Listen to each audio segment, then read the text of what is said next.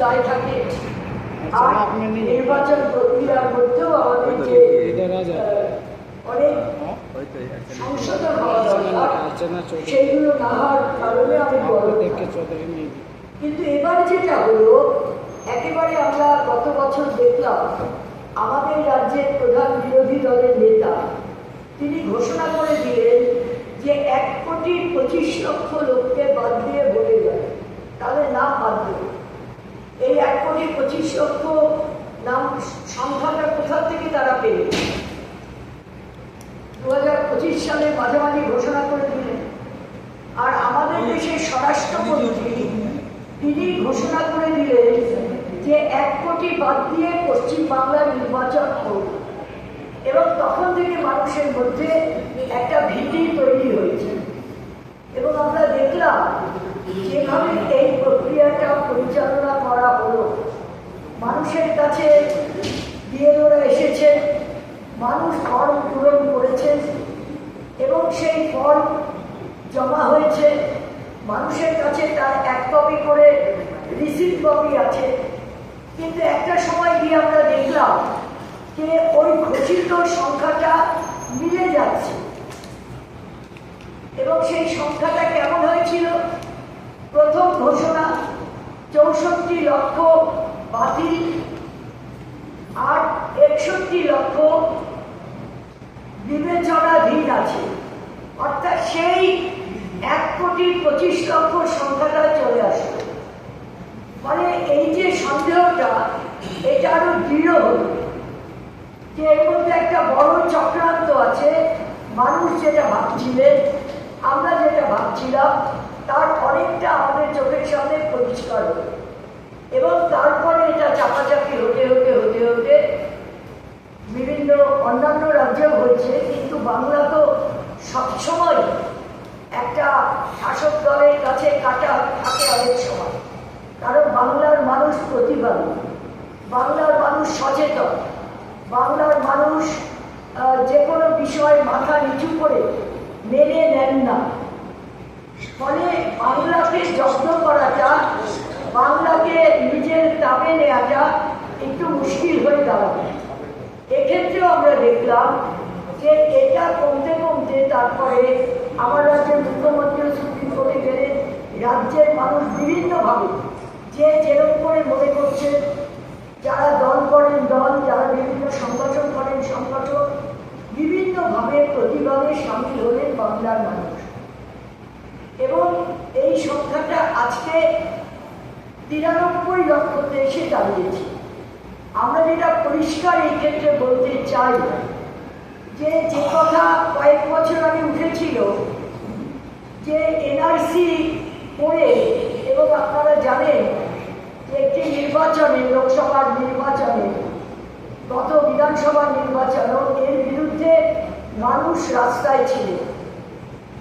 NRC করা হয়নি, করা যায়নি, কিন্তু তার প্রক্রিয়াটা আমরা মনে করছি এটা।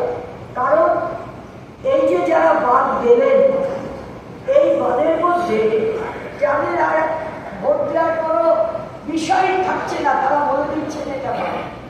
তার মধ্যে বহু ভোটার ইতিমধ্যে নজরে এসেছে। ভাগ ভাগ করে দেখলে সেটা আমাদের আলাদা করে সবার চারটা নজরে আছে। এটা এক জায়গায় সেই সংখ্যাটা খুবই ভালো সংখ্যা। যারা ভোট দিচ্ছেন, যারা ভোট দিয়ে এসেছেন, এবং বহু মানুষ আমাদের কাছে বলেছেন আমি তো পেনশন পাই, আমি তো কেন্দ্রীয় সরকারি চাকরি করতাম, কেউ রাজ্য সরকারি চাকরি করতেন, আমার তো ব্যাংক অ্যাকাউন্টে পেনশন আসে, আমার নাম কি করে বাদ চলে গেল, আমি তো বেঁচে আছি। অর্থাৎ এরকম অনেক মানুষ যাদের নাম বাদ দেওয়া হয়েছে, আসলে যারা বাদ দেওয়া, যাদের বাদ দেওয়ার কথা না, দেশের সংবিধান অনুযায়ী, দেশের নির্বাচনী বিধি অনুযায়ী যাদের বাদ দেওয়ার কথা না, তাদের দায়িত্বই করে এটা বাদ দেওয়া হলো। আমরা প্রশ্ন তুলতে চাই, ভোট আসবে, ভোট যাবে, এবং তারা যখন 6 নম্বর ফর্ম পূরণ করছে, তাদের নতুন করে যে ফর্ম দেওয়া হচ্ছে, যখন হলো সবাই পূরণ করেনি, অনেককে বলা হচ্ছে, অনেকে বলেছে পূরণ করো না। তাহলে সেখানে লিখতে হচ্ছে, ছাপানো কথা, তাকে হলফনামা দিতে হচ্ছে যে ওই ফর্মে যে তিনি এবারই প্রথম ভোটার। একজন 50 বছর 60 বছর, আমি আরো তার নিচে না হয় রায় ধরছি যদি না হলো, 50 60 70 বছর বয়স মানুষ ভোট দিয়ে এসেছে বহু বছর, তাদের নাম নেই এবং তাকে লিখতে হচ্ছে আমি প্রথম ভোটার। আমরা মনে করি আন্দোলন ওঠা প্রয়োজন যে যারা হলফনামা দিয়ে আপাতত মনে করছে ভোটার লিস্টে আমার নামটা উঠুক, আমি ভোটটা নেই, তাদের এই হলফনামাটা যেন পরবর্তীকালে কোনোভাবে ব্যবহার করা না হয় যে তুমি তো হলফনামায় লিখেছ, ফলে তুমি এই দেশের নাগরিক না, তুমি কোথা থেকে এসেছো এটা তোমাকে প্রমাণ দিতে হবে। মানে এই যে একটা বেআইনি ব্যাপার এবং বিবেচনাধীন যারা অদ্ভুত অদ্ভুত পদবী, ব্যানার্জি বন্দ্যোপাধ্যায়, চ্যাটার্জি চট্টোপাধ্যায়, এটা তো এক ধরনের আছে। আরেকটা হচ্ছে মেয়েদের বিয়ের পরে পদবী বদলায়, বিশেষত হিন্দু সম্প্রদায়ের মেয়েরা এবং সংখ্যালঘু সম্প্রদায়ের মেয়েরা, তাদের পদবী বদলায়। এখন যারা এখানে কাজটা করছেন জ্ঞানেশ কুমারের বাইরে, তারা কি বিদেশ থেকে এসেছে? স্বাভাবিকভাবে প্রশ্ন আসে, তারা কি এই দেশে জন্মাননি? তারা যদি এই দেশের নাগরিক নাই হয়, তাহলে কি এই কাজ করার তাদের অধিকারই নেই? আর তারা যদি এই দেশের নাগরিক হয়, তাহলে এই দেশের বিষয়টা তারা জানেন না কেন? এই দেশে কি হয়, কিভাবে মানুষের পদবীগুলো আসে, এটা তাদের জানার কথা, তারা জানেন না কেন?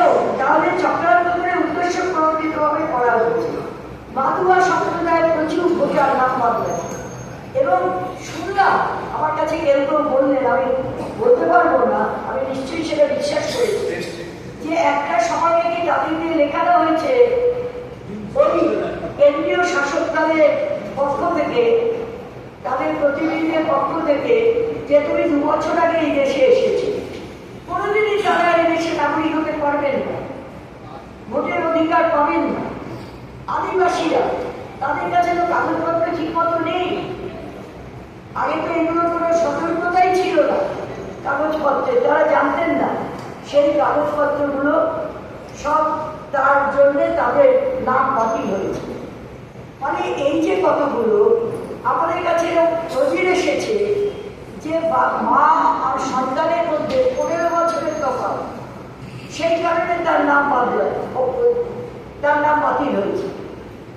বাবার সঙ্গে মেয়ের 40 বছরের তফাৎ, এগুলো আমাদের কাছে একেবারে প্রমাণ আছে, সেই কারণে সেই মেয়ের নাম বাতিল হয়েছে। তারপর চাপাচাপি করায় বিবেচনা দিনে ফেলে দিয়েছে। তাহলে এই যে কতগুলো ব্যাপার, 6টা, তোমার মা বাবার 6টা সন্তান কেন? লিখিতভাবে তার জন্য তাকে বিবেচনা দিনে ফেলে দেওয়া হয়েছে। আমরা পরিষ্কার বলতে চাই, যারা বিবেচনা দিনে আছে, নির্বাচন কমিশন তাদের তো বদলাননি, বিবেচনার মধ্যে রেখেছে এবং সময় নষ্ট করেছে, প্রচুর সময় তারা নষ্ট করেছে।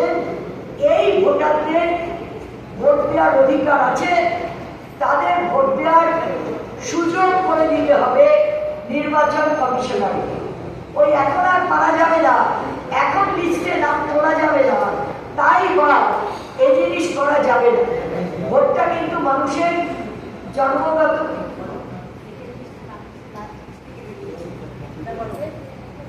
এবং এই যে বিষয়গুলো আপনাদের কাছে কিন্তু থাকলে স্লিপে দিয়ে দেবে। এই বিষয়গুলো আমরা দাবি করছি, তোমরা লিস্টে নাই যদি ছাপিয়ে দেবে, গতবারে লিস্ট থেকে ভোট হবে, ফলে একটা ব্যবস্থা, সুষ্ঠু ব্যবস্থা, 23 তারিখ 29 তারিখ ভোট, এর মধ্যে ব্যবস্থা তাদের করতে হবে। তা না হলে খুব বড় বিপদ আছে। এটা আমাদের খুব সুনির্দিষ্ট কথা। আর ধর্মের নামে দেশ জুড়ে বিভেদের রাজনীতি বন্ধ, আমার বন্ধুরা বলছেন এগুলো বন্ধ হওয়া দরকার। আর আমরা হিংসামুক্ত, দুর্নীতিমুক্ত প্রশাসন চাই, এটা আমাদের একটা অন্যতম বিষয়। এবং সত্যি দুর্নীতিতে সমাজের অনেক উন্নয়ন আটকা পড়ে যায়, মানুষ উন্নয়নের স্বাদ পান না, মানুষের নিজের টাকায় যে উন্নয়ন তারও মানুষ সেই স্বাদ পান না। হিংসার ফলে গণতন্ত্র বিনষ্ট হয়, হিংসার ফলে মানুষ মুখ খুলে কথা বলতে পারেন না। ফলে এটা খুবই বন্ধ হওয়া দরকার। আর অবাধ সুষ্ঠু, এটা তো আমরা সবাই চাই, ভয়মুক্ত নির্বাচন। কিন্তু আমাদের অভিজ্ঞতা হচ্ছে যারাই যখন সরকারে থাকে কাজ করবে, মানুষ তো ভোট দেবে, গণতন্ত্র এটাই তো নিয়ম। আর মানুষ যদি ভোট না দেন সেটাও মেনে নিয়ে সরে যেতে হবে, আবার মানুষের মধ্যে কাজ করে ফিরে আসতে হবে। কিন্তু এটা আমাদের ক্ষেত্রে, আমাদের দেশে সর্বত্রই আমরা দেখি একটা খুবই খারাপ দিক আছে। আমাদের রাজ্য কোনো কোনো এলাকায় এটা খুবই খারাপ দিক আছে, সারা রাজ্য জুড়ে না। সকলের জন্য খাদ্য, সকলের জন্য, এটা আমাদের দীর্ঘমেয়াদী দাবি। সকলের জন্য স্বাস্থ্য, নারী পুরুষ জাতি ধর্ম নির্বিশেষে সকলের সমান অধিকার। আমি যেটা বলবো যে আমাকে এক্ষুনি বলে গেলেন দ্বিতীয় লিস্টে নাম আছে, তাকে তৃতীয় লিস্টে বাড়িয়ে দেওয়া। মানে এইসব জাকুশি তাই করা, এর বন্ধ হওয়া দরকার। দেশটা ভারতবর্ষে কয়েকজন মিলে এই অধিকারটা, যেটা জন্মগত অধিকার, ভারতবর্ষের